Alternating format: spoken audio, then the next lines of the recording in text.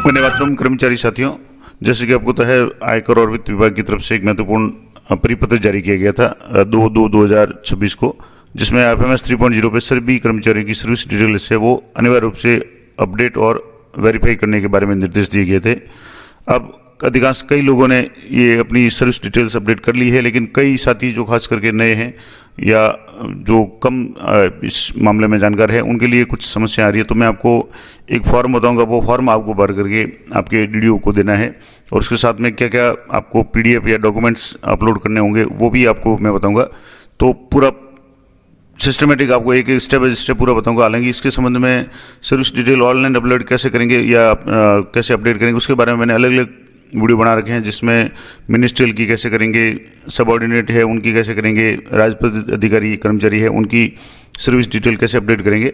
हालांकि वो सारा काम है वो जो DDO रोल पे काम करते हैं उनके लिए है, लेकिन नॉर्मल जो एम्प्लॉय है जो DDO लॉगिन जिनके पास नहीं है वो क्या डिटेल्स भर करके अपने DDO को दे ताकि उनकी सर्विस डिटेल सही तरीके से अपडेट हो जाए, उसमें कोई कमी नहीं रहे और बाद में कोई समस्या नहीं हो। क्योंकि इस परिपत्र में स्पष्ट कहा गया है कि अगर आप की सर्विस डिटेल्स अपडेटेड नहीं है तो आपके फरवरी माह की जो भी सैलरी जो अभी तो बन गई है, लेकिन मार्च माह की जो सैलरी है वो आपको नहीं मिले पाएगी। यहाँ क्लियर मैं आपको बता देता हूँ, यहाँ से लिखा हुआ भी है कि जिन कार्मिकों का डेटा अपडेट नहीं होगा उनका मार्च 2026 का वेतन जो 2 अप्रैल 2026 होगा वो वेतन बिल नहीं बनाया जा सकेगा।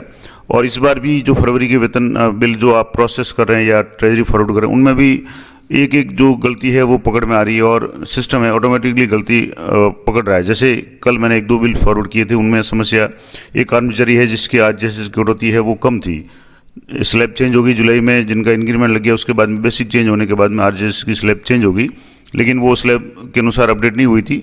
तो ट्रेजरी में जब बिल फॉरवर्ड करते हैं, जब DDO के पास OTP आने के बाद बिल फॉरवर्ड करते हैं तो उसमें एरर मैसेज आता है कि उक्त कर्मचारी की RJS की कटौती कम है या GPF 2004 की कटौती कम है। तो आप सभी अपने FMS 3.0 पे जाकर के या तो मोबाइल ऐप में जाकर के कर सकते हैं या SSO ID में जाकर FMS 3.0 पे जाकर के एम्प्लॉय सेल्फ सर्विस ESS में जाकर के अपनी डिडक्शंस जरूर चेक कर लें कि कहीं आपकी डिडक्शन स्लैब के अनुसार है कि नहीं है।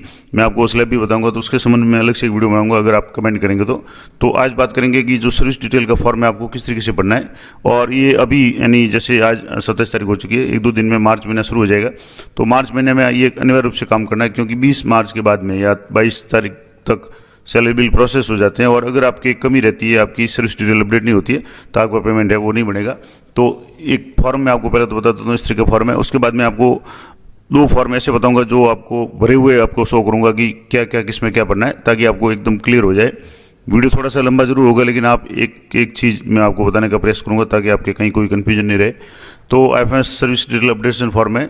अब इसमें सबसे पहले आपको एम्प्लॉय का नाम पढ़ना है, तो आपको अपना नाम पढ़ना है, कैपिटल लेटर में पढ़ें और इंग्लिश के लेटर में पढ़ें, बहुत सही तरीके से, नहीं स्पेलिंग की मिस्टेक्स नहीं हो। कई बार होता है कि जैसे W और V की मिस्टेक या E और I की मिस्टेक होती है, तो वो भी आप जरूर ध्यान रखें। आपकी जो भी 10th की मार्कलिस्ट सर्विस रिकॉर्ड है उसके अनुसार आपको एम्प्लॉय का नाम और एम्प्लॉय ID पढ़नी है। अब यहाँ से शुरू करते हैं एम्प्लॉय सर्विस स्टेटस। अब यहाँ आपके 2 है, सर्विस स्टेटस और सर्विस सब स्टेटस। यहाँ आपको थोड़ा सा ध्यान रखना है। सर्विस स्टेटस में ऑप्शंस हैं, रेगुलर है, एडॉक है, अर्जेंट टेम्परेरी बेसिस है या गेस्ट फैकल्टी। तो सामान्य रूप से जो भी कर्मचारी सरकार में, राज्य सरकार में लगे हुए हैं किसी भी डिपार्टमेंट में, उनके रेगुलर आएगा। अगर आप प्रोफेशनल है तो यहाँ सर्विस स्टेटस में आपको रेगुलर ही करना है। अगर गेस्ट फैकल्टी वगैरह है या टेम्परेरी बेसिस पे है, अगर कोई जैसे चिकित्सा विभाग वगैरह में होते हैं अर्जेंट टेम्परेरी बेसिस वगैरह, तो अलग बात है। बाकी सामान्य रूप से जैसे शिक्षा विभाग में कोई टीचर है और वो प्रोफेशनल है तो आपको यहाँ सर्विस स्टेटस में आपको रेगुलर पढ़ना है। दूसरा है सब सर्विस स्टेटस। यहाँ आपको थोड़ा सा ध्यान रखना है। यहाँ परमानेंट, प्रोफेशनल और प्रोफेशनल ट्रेनिंग और टेम्परेरी, ये 4 ऑप्शन दिए हुए हैं। तो अब मान लो जैसे आप स्थायी कर्मचारी हैं, आपका प्रोफेशन पूरा हो चुका है तो आपको परमानेंट पढ़ना है। अभी आप अगर प्रोफेशनल है तो आप प्रोफेशनल या प्रोफेशनल ट्रेनिंग जो भी आपके लागू होता हो वो आपको पढ़ना है। तो ये सब सर्विस स्टेटस में आपको थोड़ा सा ध्यान रखना है। सर्विस स्टेटस में ज़्यादातर लोगों के रेगुलर आएगा, लेकिन सब सर्विस स्टेटस में हो सकता है कोई प्रोबेशनर हो या परमानेंट हो, जैसा भी हो वो आप देख लें। उसके बाद एम्प्लॉय स्टेटस। अब यहाँ भी बहुत ज़्यादा इंपॉर्टेंट बात ध्यान रखने की है, APO, active, death, deputation, extension या रिमूवल। अब मान लो कोई कर्मचारी अगर APO हो चुका है तो उसको APO करना है, और सामान्य रूप से सर्विस में है तो उसका एक्टिव करना है। एक्टिव का मतलब ही हो गया कि वो सर्विस में है, अगर कोई कर्मचारी जिनकी डेथ हो चुकी है तो उनका भी स्टेटस आपको अपडेट करना है, और अपडेट करने के बाद ही उनकी जो भी फॉर्मेलिटीज है वो हो जाती है। तो आपको ये भी ध्यान रखना है, डेपुटेशन पर कोई है या एक्सटेंशन किसी को है तो वो है सामान्य रूप से जितने भी कर्मचारी है जो सेवा में है उनके लिए एक्टिव आएगा, तो ये जरूर ध्यान रखें। अब एक और इम्पोर्टेंट है इंटाइटलमेंट स्टेटस। इंटाइटलमेंट स्टेटस का मतलब है कि आपकी सर्विस किस दायरे में आती है, न्यू पेंशन में आती है, ओल्ड पेंशन में आती है। तो जैसे मान लो एक तो है कि बेनिफिट बिफोर 1/1/2004, यानी आपकी सर्विस 1/1/2004 के पहले की है, यानी जो पुरानी ओपीएस में है, तो आपको यहाँ सेलेक्ट करना है, यहाँ यस लिख दें इस चेक बॉक्स, इस बॉक्स में। दूसरा है फ्रॉम 1/1/2004 टू 31/3/2022, यानी अगर आपकी नियुक्ति 1/1/2004 के बाद हुई है, जैसे 2005 में हो गई, 2007 में भर्ती हुई थी, 2010 है, 12 है, और 2022 तक 31 मार्च 2022 तक अगर आपकी नियुक्ति हुई है तो आपको ओपीएस भरना है, क्योंकि ये सारे कर्मचारी पहले एनपीएस में थे और अब ओपीएस में है, इसलिए ये ऑप्शन दिया हुआ है।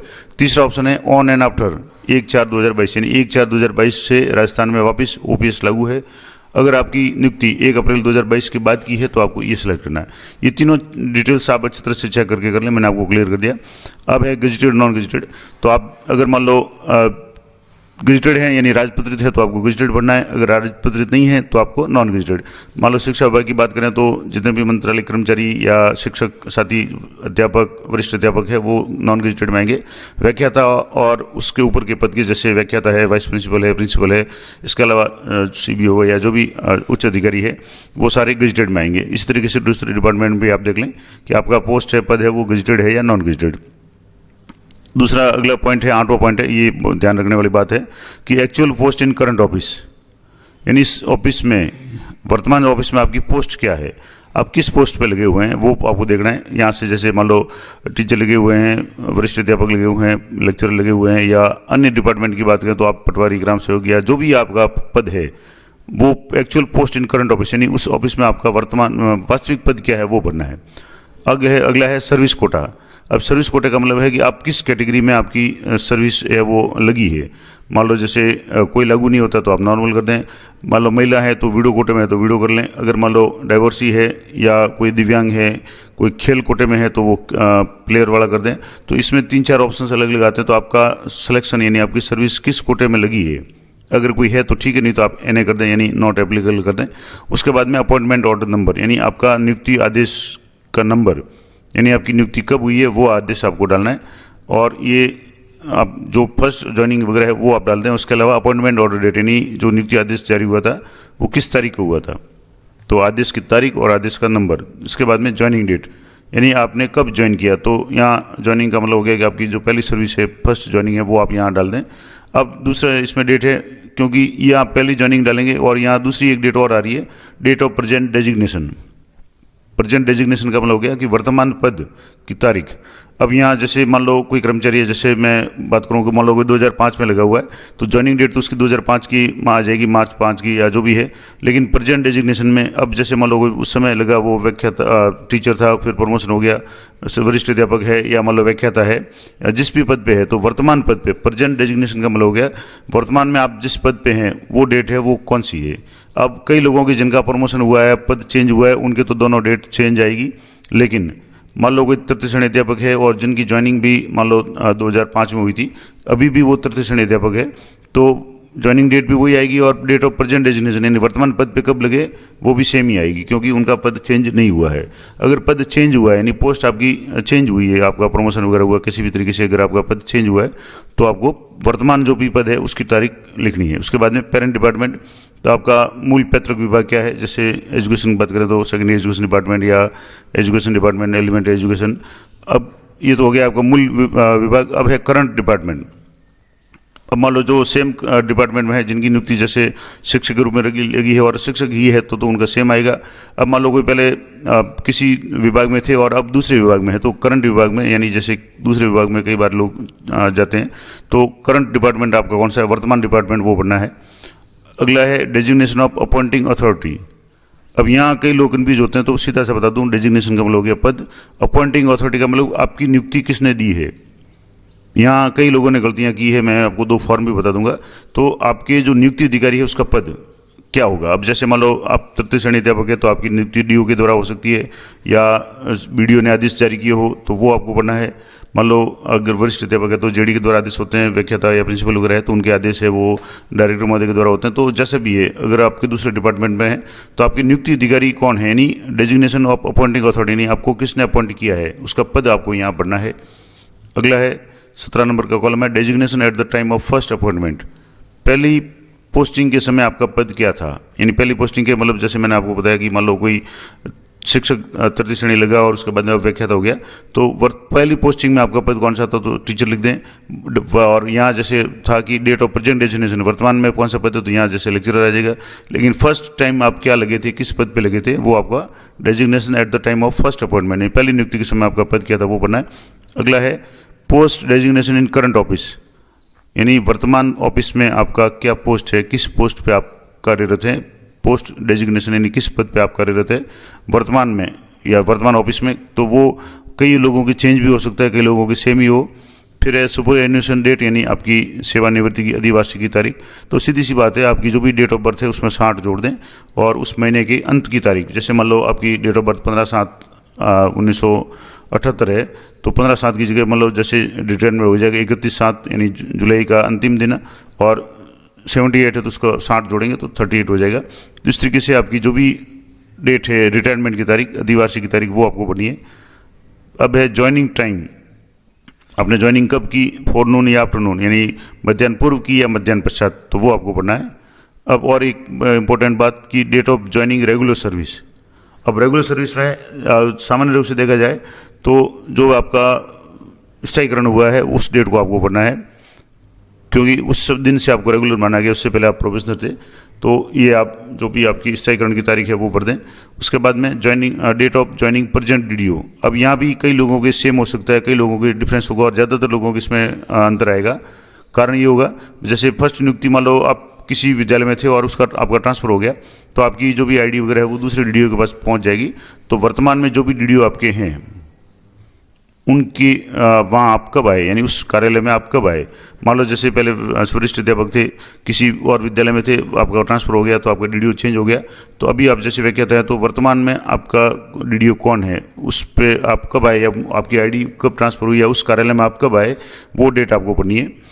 अब इसमें जैसे एक कन्फ्यूजन ये हो सकता है कि वेतन व्यवस्था वाले क्या लिखेंगे, तो वेतन व्यवस्था है वो एक टेम्परेरी व्यवस्था है, वो आखिर में उनके प्रेजेंट डीडीओ के पास ही है, वो ठीक है, वेतन के लिए उनकी आईडी ट्रांसफ़र हुई है तो आपको जो आपका मूल पदस्थापन है वहाँ के डीडीओ के पास आपका कब आए वही लिखना है। और अगले दो इम्पोर्टेंट है जीपीएफ नंबर, जीपीएफ या जीपीएफ 2004 के नंबर और स्टेट इंश्योरेंस नंबर यानी एसआई नंबर। अब जीपीएफ के नंबर तो आपके पोस्टिंग शुरू होते ही आपका जो भी सैलरी बनेगी उसी में आपके जारी हो जाते हैं कुछ दिनों में। स्टेट इंश्योरेंस के नंबर आपके अगर मान लो प्रोबेशनर है तो आपके नहीं होंगे, मार्च महीने से एसआई के नंबर है वो जारी हो जाते हैं, एसआई की कटौती शुरू हो जाती है।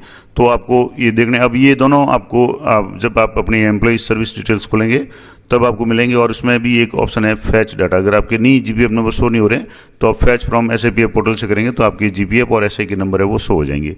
तो ये तो हो गया पूरा, आपको मैंने डेट वाइज बता दिया। और इसके बाद में आपको जो पीडीएफ संलग्न करनी है, क्योंकि डॉक्यूमेंट अपलोड करने पड़ेंगे तभी आपका जो सबमिट होगा, जो भी सर्विस डिटेल अपडेट का जो ऑप्शन काम करेगा। एक तो आपको नियुक्ति आदेश है वो आपको पीडीएफ ग्रुप में अपलोड करना है, और दूसरा वेतन नियमितीकरण या स्थायीकरण आदेश, जो रेगुलर सर्विस का जो आदेश है, स्थायीकरण आदेश है, वो आपकी पीडीएफ है वो भी आपके पास में होनी चाहिए। और ये दोनों पीडीएफ आप अपने डीडीओ को उपलब्ध करा दें और ये फॉर्म भर करके आपके यहाँ आप साइन करके दे दें, ताकि वो यथासंभव यथाशीघ्र आपकी सर्विस डिटेल अपडेट कर देंगे। और अपडेट करने के बाद ही वेरीफाई होगा, पहले आप अपडेट करें, सीधे वेरीफाई करेंगे तो पहली बात तो वेरीफाई होगी नहीं, और अगर कोई गलती होगी तो फिर वो वापस उसमें सुधार में परेशानी होगी। तो आप सारी डिटेल्स अच्छी तरह से भर लें और उसके बाद में आपकी 2 पीडीएफ कम से कम नियुक्ति आदेश की और स्थायीकरण आदेश की वो आप पीडीएफ ग्रुप में उनको दे दें ताकि वो अपलोड कर लें, और हार्ड कॉपी भी उनके कार्यालय में रह जाएगी जो भी डीडीओ है उनके। हालांकि उनके सर्विस बुक उनके पास होती है तो सारी डिटेल्स होती है, फिर भी आप अपने स्तर पे पीडीएफ बना करके उनको उपलब्ध करा दें तो सर्विस डिटेल अपडेट करने में FMS 3.0 पे सुविधा रहेगी। अब मैं आपको बताता हूँ कि 2 जो एम्प्लॉयज़ है जिन्होंने क्या गलती की या कैसे पढ़ना है। तो जैसे मान लो ये फॉर्म भरा हुआ है, एम्प्लॉय का नाम है तो यहाँ से आपको एम्प्लॉय का नाम पढ़ना है, एम्प्लॉय आईडी RJJLAJO है, CJBR जो भी आपके डिस्ट्रिक्ट की आईडी हो वो पढ़ना है। सर्विस स्टेटस में आपको यहाँ रेगुलर पढ़ना है, यहाँ सब सर्विस स्टेटस में जैसे ये परमानेंट है तो परमानेंट भर दिया, अगर प्रोफेशनल है तो प्रोफेशनल भर दिया, एम्प्लॉय स्टेटस में एक्टिव भरना है आपको। अब यहाँ से जैसे ये कार्मिक है 2022 की बात की है तो पोस्टिंग है इनकी, तो यहाँ से यस कर दिया। गेजेटेड नॉन गेजेटेड में जैसे नॉन गेजेटेड, एक्चुअल पोस्ट इन करंट ऑफिस यानी टीचर लेवल 1 है। सर्विस कोटा यहाँ से इन्होंने गलत भरा है, यहाँ एलिमेंट्री एजुकेशन ही आकर के सर्विस कोटे में इनके NA आएगा, क्योंकि अगर कोई प्लेयर है या और कोई कैटेगरी है, वीडियो है वगैरह तो अलग बात है। बाकी ये जो यहाँ से इन्होंने गलत भरा है तो मैं आपको बता दूँ कहाँ कहाँ गलती हुई है। अपॉइंटमेंट ऑर्डर नंबर है तो आपके ऑर्डर नंबर ये आप यहाँ से भर लें। अपॉइंटमेंट ऑर्डर डेट है और ज्वाइनिंग डेट, हमेशा ज्वाइनिंग डेट है वो या तो उसी दिन की होगी या उसके बाद की होगी अपॉइंटमेंट ऑर्डर की, ये जरूर ध्यान रखें। अपॉइंटमेंट ऑर्डर पहले का और ज्वाइनिंग डेट जैसे पहले की और अपॉइंटमेंट ऑर्डर बाद का हो, ये नहीं हो सकता। जैसे अपॉइंटमेंट ऑर्डर है वो 27/5 को जारी हुआ है और 28 को यानी अगले दिन उन्होंने ज्वाइन किया है, तो ज्वाइनिंग डेट हमेशा अपॉइंटमेंट के दिन की हो सकता है, अगर उसी दिन ज्वाइन करते हो, या उसके अगले दिन की हो सकती है, उससे पहले की नहीं हो सकती। दूसरा है डेट ऑफ प्रेजेंट डेजिग्नेशन। अब यहाँ भी ये इन्होंने गलती की है, ये लेवल 1 पे अभी भी लेवल 1 में ही है, 2022 की पोस्टिंग और 2025 में इनका कोई प्रमोशन नहीं हुआ है, तो ये डेट यहाँ गलत लिखी है। तो मैंने यही कहा था कि आपको मैं पूरा डेमो लाइव बताऊंगा। तो यहाँ प्रेजेंट डेजिग्नेशन यानी वर्तमान पद पे यानी टीचर लेवल 1 है, तो टीचर लेवल 1 ये ज्वाइनिंग डेट से ही टीचर लेवल 1 है, तो यहाँ 1/7/2025 लिखने का और कोई औचित्य नहीं है, तो ये गलती है। तो ये गलती आप नहीं करें, इसलिए मैंने आपको बताया कि कई लोगों ने गलत भी भरा है। पेरेंट डिपार्टमेंट है तो एजुकेशन डिपार्टमेंट ठीक है, करंट डिपार्टमेंट सेकेंडरी एजुकेशन हो गया। अब यहाँ आपके designation of appointing authority, appointing authority यानी आपका किसने आपको अपॉइंट किया है, तो DO सेकेंडरी ने अपॉइंट किया तो वो DO सेकेंडरी आ गया। अब यहाँ एक और गलती इन्होंने की है कि designation at the time of first appointment, यानी प्रथम पद पे नियुक्ति के समय आपका पद क्या था, प्रथम जो नियुक्ति के समय, designation at the time of first appointment पहली नियुक्ति के समय आपका पद क्या था। अब इन्होंने BDO लिखा है, जबकि BDO ने हो सकता है आदेश जारी किए हो पंचायत राज के, लेकिन BDO नहीं होगा। आपका जो फर्स्ट अपॉइंटमेंट का जो डेजिग्नेशन है पद है वो आपके टीचर लेवल 1 ही होगा, ये जरूर ध्यान रखें। तो यहाँ भी इन्होंने गलती की है। इसके अलावा पोस्ट डेजिग्नेशन इन करंट ऑफिस, तो वर्तमान ऑफिस में क्या पद है तो वही पद है इनके, यहाँ भी टीचर लेवल 1 में आएगा, यहाँ भी टीचर लेवल 1 आएगा। और सुपरनेशन तारीख यानी क्या है तो वो 31/5 यानी 31 मई को जो भी डेट ऑफ बर्थ है उसके हिसाब से 70 साल जोड़ दें। ज्वाइनिंग डेट है 4 नून यानी मध्याह्न पश्चात है। अब इसके बाद में date of joining regular service, तो रेगुलर सर्विस यहाँ जैसे यहाँ 28/5/2022 की है, जबकि 28/5 की इनकी नियुक्ति है, तो इस हिसाब से देखा जाए तो 2 साल बाद में इनका प्रोबेशन पूरा हुआ है। तो इसके अलावा date of joining present DDO, वर्तमान DDO में कब आए तो हो सकता है इनकी 2 साल बाद में ट्रांसफर हो गई हो, तो वो ये डेट तो सही हो सकती है, चेंज हो सकती है। लेकिन जो यहाँ 2-3 गलतियाँ यहाँ उन्होंने की है कि प्रेजेंट डेजिग्नेशन की जो डेट है ये गलत है, प्रेजेंट DDO की डेट हो सकती है चेंज हो, क्योंकि जब भी आपकी ट्रांसफ़र होती है तो DDO चेंज हो जाते हैं। इसके अलावा यहाँ GPF नंबर और SI नंबर और ये आपको करने हैं। तो ये तो हो गया। एक और फॉर्म मैं आपको भर के बताता हूँ, यहाँ दूसरा फॉर्म है, यहाँ भी कुछ गलतियाँ हैं तो मैं आपको बताऊँगा क्या गलती है। जैसे एम्प्लॉय का नाम आ गया, एम्प्लॉय की ID आ गई, उसके बाद में सर्विस स्टेटस में रेगुलर आ गया, सब स्टेटस में परमानेंट आ गया। अब यहाँ एक्टिव आ गया। अब यहाँ से जैसे ये 2022 4 से 22 के बीच की पोस्टिंग है तो यस दूसरे कॉलम में कर दिया, नॉन गेजेटेड कर दिया। अब यहाँ actual post in office current office तो टीचर लेवल 2 है। अब यहाँ इन्होंने सही भरा है, सर्विस कोटा है वो NA है, क्योंकि न तो ये वीडियो में है, न प्लेयर में है, न और किसी डाइवर्सिटी वगैरह में है। अपॉइंटमेंट ऑर्डर, ये ऑर्डर संख्या आ गया। अपॉइंटमेंट ऑर्डर डेट है जैसे 10/9/2012 की इनकी आदेश है, और ज्वाइनिंग डेट 15/9 की है, यानी 10 तारीख को आदेश जारी हुआ है और 15 तारीख को इन्होंने ज्वाइन किया है। अब यहाँ भी इन्होंने गलती की है कि डेट ऑफ प्रेजेंट डेजिग्नेशन यानी वर्तमान पद की तारीख है तो 7/9/2017 लिखा है, जबकि ये टीचर लेवल 2 उस समय भी है और टीचर लेवल 2 अभी भी है, इनका कोई प्रमोशन नहीं हुआ है। तो इनका जो प्रेजेंट डेजिग्नेशन है वो वही होगा जो पहले नियुक्ति है, तो ये 15/9/2012 होनी थी, जबकि इन्होंने 2017 लिख दी, तो ये गलत है। अब इन्होंने या तो हो सकता है इनकी ट्रांसफर हुई हो वो लिखा है, तो वो गलत है, क्योंकि प्रेजेंट डेजिग्नेशन का मतलब वर्तमान पद आपका चेंज नहीं हुआ है, तो आपकी डेट ये दोनों सेम रहेगी। फिर है पेरेंट डिपार्टमेंट एजुकेशन कर दिया, करंट डिपार्टमेंट एलिमेंट्री एजुकेशन। अब यहाँ जैसे डेजिग्नेशन ऑफ अपॉइंटिंग अथॉरिटी, जैसे BO ने आदेश जारी किया तो BO है, BO वैसे आदेश जारी नहीं करता, DO होते हैं, तो ये भी एक गलती है। इसके अलावा designation at the time of first appointment, तो फर्स्ट अपॉइंटमेंट की इनका जो टाइम पद था वो टीचर लेवल 2 था, और पोस्ट इन और डेजिग्नेशन करंट ऑफिस में लेवल 2 है, तो यहाँ तो वैसे ही ये गलती होगी कि यहाँ इन्होंने लिखा है कि डेट ऑफ प्रेजेंट डेजिग्नेशन। अब इनका डेजिग्नेशन चेंज हुआ ही नहीं है, तो प्रेजेंट डेजिग्नेशन जो 12 का था वो यहाँ भी 12 होना चाहिए था, तो ये वैसे ही गलती ये समझ में आ रही है। इसके अलावा सुपरनेशन तारीख है तो ये आपकी डेट ऑफ बर्थ उसके हिसाब से होगा, ज्वाइनिंग डेट 4 नून आफ्टरनून। उसके बाद में डेट ऑफ रेगुलर सर्विस यहाँ जैसे 15/9/2014, तो यहाँ से जैसे इनका पोस्टिंग है 15/9/2012 है, तो इनके 2 साल बाद में इन्होंने स्थायीकरण का जो डेट डाली है सही है। अब है डेट ऑफ प्रेजेंट डीडीओ पे ज्वाइनिंग कब की है, तो 1/10/2023 को की, तो ये हो सकता है इनका जब भी ट्रांसफ़र हुआ हो तो ये तो चेंज हो सकती है। इसके अलावा इन्होंने अपना जीपीएफ और एसए नंबर भी लिखा हुआ है और कार्मिक के साइन है। तो ये 2 मैंने आपको सैम्पल रूप में बता दिए, और कहाँ कहाँ आपको ध्यान रखना है, क्या गलती नहीं करनी है, तो ये सारी डिटेल्स मैंने आपको बता दी। वीडियो जरूर लंबा जरूर हुआ है, लेकिन मैंने एक एक डिटेल आपको बताने की प्रयास किया ताकि आपके कहीं कोई कन्फ्यूजन नहीं हो और आप अच्छी तरह से इसको भर करके अपने डीडीओ को दे दें, ताकि इसी महीने में मार्च महीने में आपकी सैलरी है वो सारी डिटेल्स है वो अपडेट हो जाए। तो जानकारी सुबह लगे तो वीडियो को लाइक करें, शेयर करें। मिलते हैं नेक्स्ट वीडियो में, तब तक जय हिंद, जय भारत।